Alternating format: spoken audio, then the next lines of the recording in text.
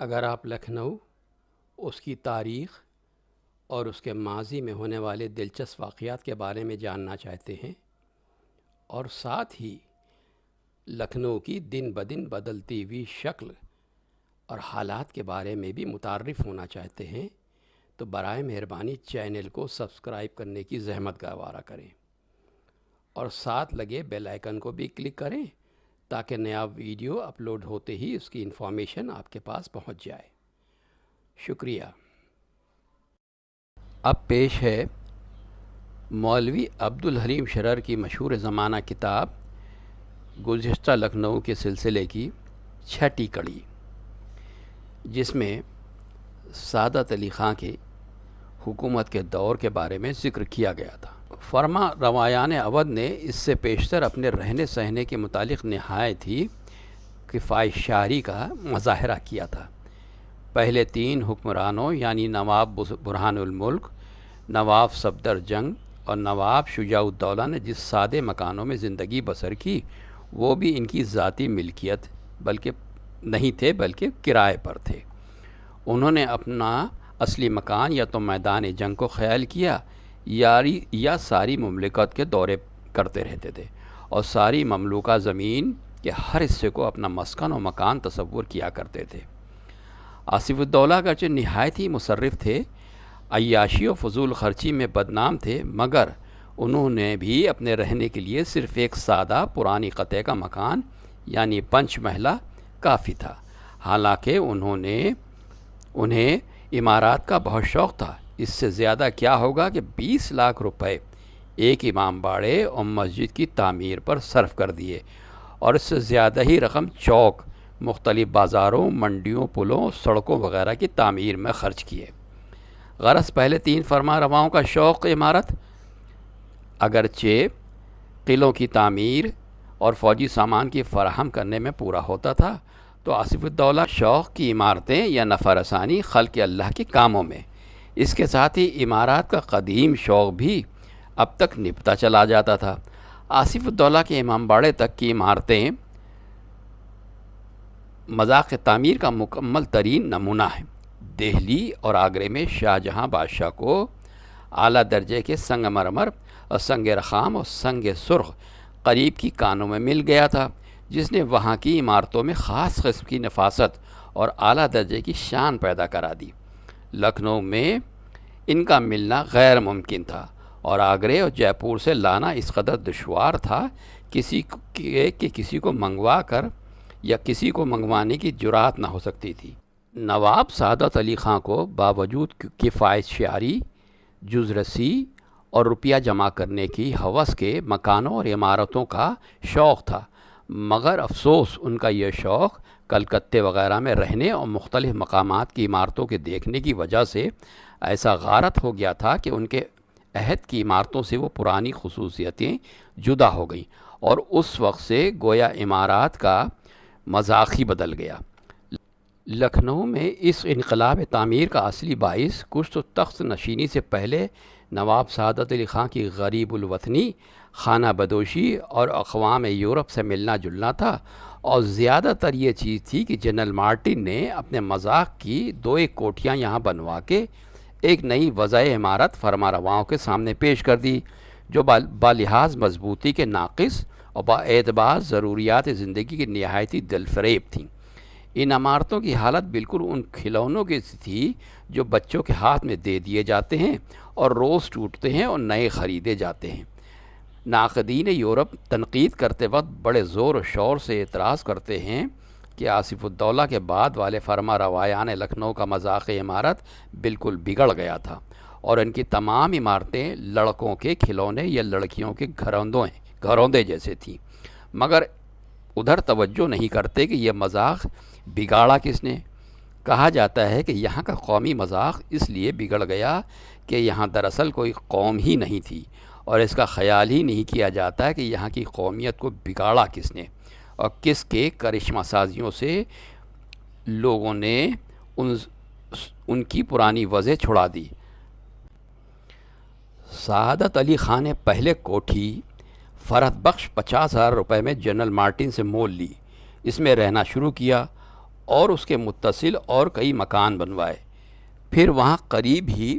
صاحب ریزیڈنٹ کی سکونت کے لیے ٹیڑھی کوٹھی تعمیر کی، جس کے کھنڈرات ریزیڈنسی کے اندر پڑے ہوئے ہیں۔ اس کے بعد اپنے دربار کے لیے انہوں نے لال بارادری تعمیر کرائی، جس میں اب کتب خانہ ہے اور ان دنوں قصر السلطان کے نام سے مشہور تھی۔ اس کے علاوہ دریا پار انہوں نے دل آرام نام کی ایک نئی کوٹھی تعمیر کی،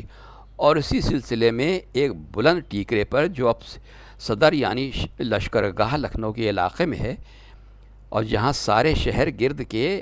میدانوں اور دریا کا دلکش نظارہ نظر کے سامنے ہو جاتا ہے، ایک خوبصورت کوٹھی تعمیر کی اور اس کا دلکشا نام رکھا۔ اس طرح ایک اور کوٹھی تعمیر کی جس کا نام حیات بخش قرار دیا، مگر وہ کوٹھی نواب سعادت علی خان کے بعد کے فرما روایان اودھ کے استعمال میں نہیں رہی۔ اس میں غدر سے پہلے میجر بینک رہتے تھے، اور غدر کے بعد یہ معمول تھا کہ انگریز گورنمنٹ کی طرف سے جو معزز یورپین اودھ کے چیف کمشنر مقرر ہو کے آتے، اسی کوٹھی میں قیام کرتے تھے۔ یہ کوٹھی حیات بخش اب اتر پردیش کے گورنر کی قیام گاہ ہے۔ مذکورہ بالا کوٹھیوں کے علاوہ نواب ممدو نے مشہور عمارتیں کوٹھی نور بخش اور خورشید منزل بھی تعمیر کرائیں،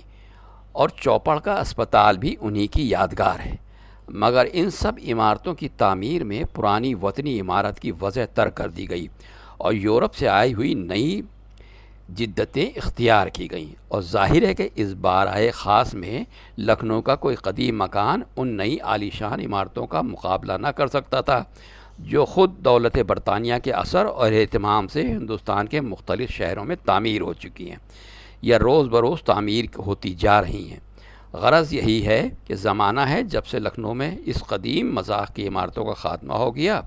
جو تاریخی وقت رکھتی ہیں اور کسی خاص خوبی کے لحاظ سے سیاحوں کو اپنی طرف بلاتی ہیں۔ نواب سعادت علی خان نے لکھنؤ کی مغربی حصے میں ایک بڑا گنج بنوایا،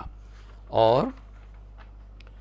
اس کی آبادی اور رونق کے لیے اس قدر اہتمام کیا کہ اس کے واسطے خاص قوانین وضع کیے، اور تاجروں اور دکانداروں کو خاص قسم کے حقوق عطا کیے گئے۔ اس نے بڑی رونق پائی، اور آج تک باوجود یہ کہ شہر کی آبادی سے فاصلے پر اور بالکل الگ واقع ہوا ہے، مختلف چیزوں کی سب سے بڑی منڈی ہے، اور اعلیٰ نگر کا اسٹیشن صرف اسی کی وجہ سے روز بروز ترقی پاتا جاتا ہے۔ سعادت گنج کے علاوہ دوسرے بڑے بازار جو نواب ممدو کے عہد میں قائم اور آباد ہوئے حسب ذیل ہیں۔ رکاب گنج جو آج لوہے کی سب سے بڑی اور غلے وغیرہ کی ایک ممتاز منڈی ہے، جنگلی گنج، مقبول گنج، مولوی گنج، گولا گنج اور رستوگی محلہ۔ موتی محل جو اصلی اور پرانی عمارت ہے وہ بھی نواب سعادت علی خان کی بنوائی ہوئی ہے۔ یہ عمارت موجودہ احاطہ موتی محل میں شمال کی طرف واقع ہے۔ اس میں نہایت ہی سفید گنبد تھا، جس میں کاریگر نے موتی کی سی آب و تاب پیدا کر دی تھی۔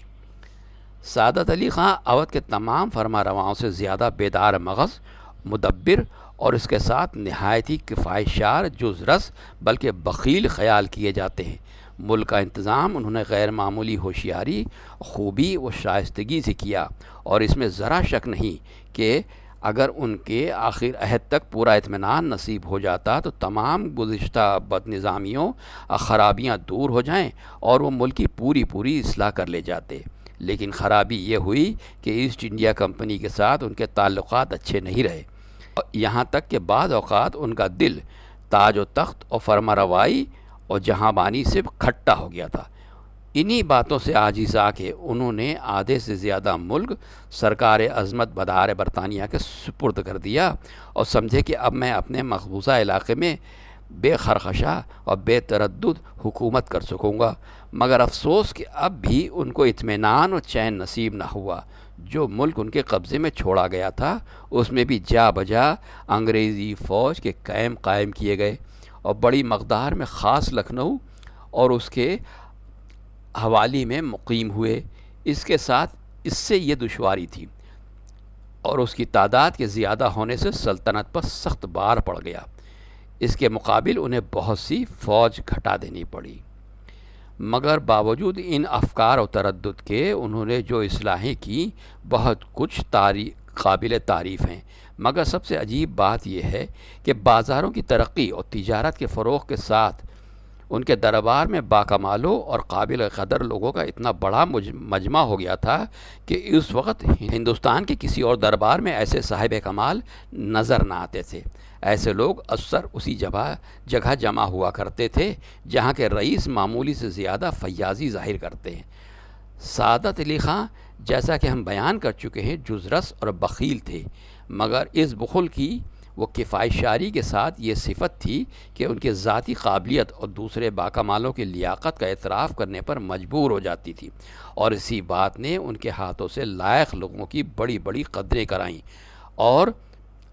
لکھنؤ میں پہلے سے زیادہ اہل کمال کا مرجع بن گیا۔ جو قابل آدمی یہاں ہوتا، سعادت علی خاں کی قدردانی کی شہرت سے متاثر ہو کر اپنے وطن کو خیر بات کہہ کے لکھنؤ کا رخ کرتا اور یہاں آ کے ایسا آرام پاتا کہ پھر کبھی وطن جانے کا نام نہ لیتا۔ 1243 محمدی یعنی 1814 عیسوی میں نواب سعادت علی خاں نے سفر آخرت کیا اور ان کے بیٹے غازی الدین حیدر مسند حکومت پر رونق افروز ہوئے۔ قیصر باغ کے مربع عمارت کے اندر نواب سعادت علی خاں اور ان کی بیوی مرشد زادی کے مقبرے ہیں۔ ان دونوں مقبروں کی جگہ ایک مکان تھا جس میں نواب غازی الدین حیدر ایام ولی عہدی میں رہا کرتے تھے۔ باپ کی آنکھیں بند ہوتے ہی جب وہ ایوان شہر باری میں گئے تو کہا، میں نے اپنے والد کا گھر لے تو لیا ہے مگر اپنا مکان انہیں رہنے کو دے دوں۔ اس خیال کے مطابق مرحوم کو اپنے گھر میں دفن کرایا اور پرانا مکان منہدم کرا کے یہ مقبرے تعمیر کرائے۔ اب غازی الدین حیدر کے عہد میں نہ تو باپ کسی بیدار مغزی اور دولت کی قدر تھی اور نہ اگلے فرمانرواؤں کی سی فوجی سرگرمی۔ ہاں، آصف الدولہ کے عہد کسی آرام طلبی، عیش پرستی ضرور تھی، مگر اس میں یہ فرق آ گیا تھا کہ آصف الدولہ کا اسراف بھی ملک و ملت کے نفع رسانی کے لیے ہوتا تھا اور اب خالص نفس پروری کی تھی۔ غازی الدین حیدر کو باپ کا جمع کیا ہوا کروڑوں روپے کا نقد خزانہ مل گیا تھا، جو شاہی شوق کے پورا کرنے میں نہایت ہی دریا دلی سے اڑنے لگا۔ موتی محل میں ہم کہہ آئے ہیں کہ شمالی جانب سعادت علی خاں نے ایک کوٹھی تعمیر کرائی تھی۔ غازی الدین حیدر نے اس احاطے میں 2 اور کوٹھیاں تعمیر کرائیں جن کا نام مبارک منزل اور شاہ منزل قرار دیا۔ شاہ منزل کے پاس ہی کشتیوں کا ایک پل تھا اور مبارک منزل اس سے مشرق کی طرف ہٹی ہوئی تھی۔ شاہ منزل کے محاذی دریا پار رمنا تھا جو ہزاری باغ کے نام سے موسوم تھا اور اس میں میلوں تک نزہت بخش سبزہ زار چلا گیا تھا۔ اس میں اکثر مست ہاتھی، گینڈے اور وحشی درندے لڑائے جاتے تھے اور بادشاہ اس پار شاہ منزل کے کوٹھے پر جلوہ افروز ہو کر ان لڑائیوں کا تماشا ملاحظہ فرماتے۔ شیروں کی لڑائی بھی وہی ہوتی تھی جس کے لیے مضبوط کٹہرے اور عمدہ سرکس بنا ہوا تھا، مگر جو چھوٹے غیر آزار رسا جانور لڑائے جاتے تھے ان کی لڑائی خاص شاہ منزل کے احاطے میں اسی پار ہوتی تھی۔ یہ درندوں اور وحشی جانوروں کے لڑانے کا شوق ہندوستان میں یہاں سے پہلے اور کہیں نہیں سنا گیا۔ معلوم ہوتا ہے کہ ریزیڈنٹوں اور دربار رس اہل یورپ سے رومیوں کے ایلفی تھیٹر کی حالات سن کر جہاں پناہ کے دل میں یہ شوق پیدا ہوا، مگر مولانا حبیب الرحمن خان صاحب شیروانی کی توجہ دلانے سے ہمیں معلوم ہوا کہ درندوں کی لڑائی کا رواج دولت مغلیہ کے عہد سے ہے۔ غازی الدین حیدر نے اپنی ایک یورپین بیوی کے لیے ولایتی محل بنوایا اور اس کا نام ولایتی باغ قرار دیا۔ وہاں سے قریب ہی قدم رسول کی عمارت تعمیر کروائی۔ غازی الدین حیدر کی آرزو کے مطابق دربار انگریزی سے انہیں بادشاہی کا لقب عطا کیا گیا اور اس سے پیشتر فرمانروان اودھ وزیر کے رتبے کے سمجھے جاتے اور سوائے نواب کے اور کسی اعزازی لقب سے نہیں یاد کیے جاتے تھے۔ اس زمانے تک ہندوستان میں شہنشاہی مغلیہ کی اتنی آن باقی تھی کہ اگرچہ ملک خود مختار اور خودسر حکمرانوں سے پٹ گیا تھا اور شہنشاہ دہلی کے قبضے میں صرف دہلی کے گرد و پیش کی زمین باقی رہ گئی تھی، لیکن اس بے ذاتی پر بھی شہنشاہ و جہاں پناہ وہی تھے۔ نہ سرور آران دہلی کے سوا ہندوستان میں کسی کو بادشاہ کہلانے کا حق نہ تھا اور نہ خطاب و عزت دینے کا۔ ان کے اس غرور کو توڑنے کے لیے ایسٹ انڈیا کمپنی نے غازی الدین حیدر کو، جنہوں نے باپ کے اندوختے میں بہت سارا روپیہ انگریزوں کو قرض دے دیا تھا، شاہی کا خطاب دیا، اور دربار اودھ نے اس عزت اور سرفرازی کو نہایتی قدر کی نگاہ سے دیکھا۔ چنانچہ اس وقت سے حکمران اودھ، جو ریزیڈنٹوں کے ہاتھوں کے کھلونے تھے،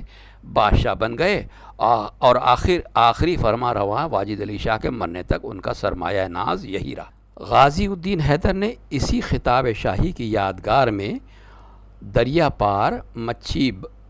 باون کے سامنے ایک نیا بازار بسایا اور اس کا نام بادشاہ گنج رکھا۔ اسی زمانے میں حکیم مہندی نے مہندی گنج آباد کیا، اور نائب السلطنت آغا میر کی شاہانہ عمارت کے دور تک پھیل جانے کی وجہ سے عین وسط شہر میں محلہ آغا میر کی ڈیوڑی قائم ہوا، اور اسی عہد میں آغا میر کی سرائے تعمیر ہوئی۔ بادشاہ کو، اور ان سے زیادہ بادشاہ بیگم کو، مذہبی معاملات میں بہت زیادہ انہماک تھا۔ صفیہ خاندان کے زمانے سے ایران کا مذہب شیعہ اثنا عشری تھا، مگر ہندوستان کے عام مسلمان سنی تھے۔ نواب مرہان الملک چونکہ ولایت سے نئے آئے تھے، اس لیے ان کا اور ان کے سارے خاندان کا مذہب شیعہ تھا۔ باوجود اس کے ایک زمانے تک لکھنؤ میں حکومت کا وہی قدیم ترین طریقہ چلا آتا تھا جو آغاز سلطنت اسلام سے دیگر بلاد ہندوستان اور سارے ملک کا تھا، مگر اس وقت سے بادشاہ اور ان کے خاص محل کے انہماک مذہبی کی وجہ سے شیعیت حکومت لکھنؤ کا ایک نمایاں عنصر بن گئی۔ فرنگی محل کے علماء کی طرف سے حکمرانوں کی توجہ ہٹ گئی، اور خاندان اجتہاد عروج پا کے سلطنت کا اصلی قنن قرار پایا۔ لیکن شیعہ مذہب اپنی اصلی حالت پر قائم رہتا تو چندہ مذائقہ نہ تھا۔ خرابی یوں ہوئی کہ بادشاہ بیگم کی جاہلانہ اور امیرانہ مذہبی سرگرمی نے مذہب شیعہ میں نئی بدعتیں ایجاد کی، جن کی وجہ سے اسی قدر نہیں ہوا کہ بادشاہوں اور امیروں میں طرح طرح کے طفلانہ مزاجیاں پیدا ہوئیں، بلکہ لکھنؤ کی شیعیت ساری دنیا کی شیعیت سے نئی اور نرالی اور عجیب ہو گئی۔ سب سے پہلے بیگم صاحبہ نے امام صاحب العصر کی چھٹی کی رسم قرار دی، جس میں اگر یہ ہوتا کہ کسی محفل میں امام ممدوح کی حالات بیان کر کے ثواب حاصل کر لیا جائے تو مذائقہ نہ تھا، مگر نہیں، یہاں ہندوؤں کی جنم اشٹمی کی رسوم کے موافق پورا زچہ خانہ مرتب کیا جاتا۔ اس کے بعد یہ ترقی ہوئی کہ صحیح النصب سیدوں کی خوبصورت لڑکیاں لے کر ائمہ اثنا عشرہ کی بیویاں قرار دی گئیں، جن کا نام اچھوتیاں رکھا گیا۔ سعادت گنج کے محلے میں اچھوتیوں والی گلی آج تک موجود ہے، اور جب وہ اماموں کی بیویاں تھیں تو پھر ان کے وہاں اماموں کی ولادت بھی ہوتی، اور 12 اماموں کی ولادت کی تقریبیں بڑے کر و فرم کے ساتھ منائی جاتی تھیں۔ غازی الدین حیدر نہایتی غضبناک اور آشفتہ مزاج بادشاہ تھے، اور روب داب اس بلا کا تھا کہ اس زمانے میں انگریزوں سے تعلقات تو اچھے رہے، مگر آغا میر جو وزیر السلطنت تھا دربار پر اس قدر حاوی تھا کہ خود بادشاہ بیگم اور ولی عہد سلطنت تک اس کے آزار سے محفوظ نہ رہ سکے۔ غازی الدین حیدر نے اسے گھونسوں اور لاتوں سے مارا، جس مار کو وہ خوشی سے کھا لیتا، مگر اس کا بدلہ دیگر معززین دربار سے اور اعزائے شاہی تک سے لے لیا کرتا۔ اس سے پہلے بادشاہ اودھ نے مذہبی ارادت اور عقیدت سے اور دریا کنارے اور موتی محل کے متصل نجف اشرف یعنی روضہ مطہرہ حضرت علی کی نقل لکھنؤ میں بنوائی، اور اس کی روشنی اور خدمت کے لیے بہت سا روپیہ سرکار انگریزی کے حوالے کیا، جس کی بدولت آج تک وہ بارونق اور خوب آباد ہے، اور 1256 محمدی یعنی 1837 میں جب ان کا انتقال ہوا تو اسی میں دفن ہوئے۔ آج کے لکھنؤ والے اس مقام کو شاہ نجف کا امام باڑہ کے نام سے بخوبی جانتے ہیں۔